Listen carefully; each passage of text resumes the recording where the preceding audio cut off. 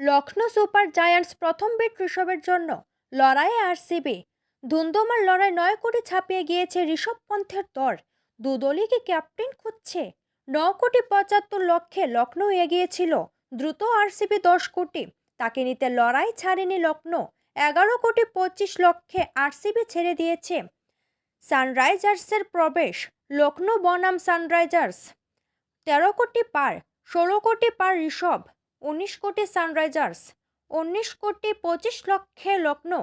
আবারও লড়াইয়ে সানরাইজার্স 19 কোটি 50 লক্ষে, লখনৌ 19 কোটি 75 লক্ষ।